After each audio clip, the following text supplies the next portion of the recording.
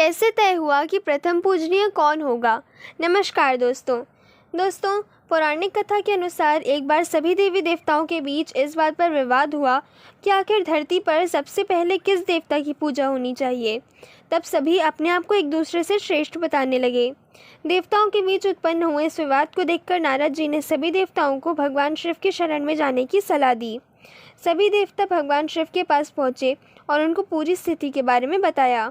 जब भगवान शिव ने देवताओं के इस झगड़े को देखा तो इसे सुलझाने के लिए एक योजना बनाई। उन्होंने इसके लिए एक प्रतियोगिता आयोजित की। प्रतियोगिता के अनुसार सभी देवताओं को अपने अपने वाहन पर बैठकर पूरे ब्रह्मांड का चक्कर लगाने के लिए कहा गया। जो भी देवता ब्रह्मांड का 3 चक्कर लगाकर सबसे पहले वापस आएगा, उसे ही धरती पर प्रथम पूजनीय देवता का स्थान दिया जाएगा। यह सुनकर सभी देवता अपने वाहन पर तैयार हो गए और अपने अपने रास्ते पर निकल पड़े। दोस्तों, भगवान कार्तिकेय भी अपने वाहन मोर पर बैठकर पृथ्वी की परिक्रमा करने निकल गए और इधर भगवान गणेश अपने वाहन मूषक के साथ।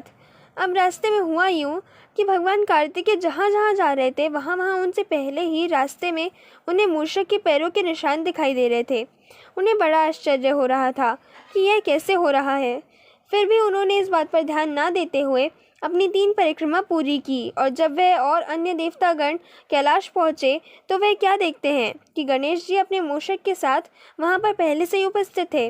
भगवान कार्तिकेय और अन्य सभी देवता समझ गए थे कि हमसे पहले ही गणेश जी यहाँ उपस्थित थे। इसका मतलब ये हुआ कि श्री गणेश विजयी हुए। परंतु कैसे? उन्होंने पूछा, यह कैसे संभव है?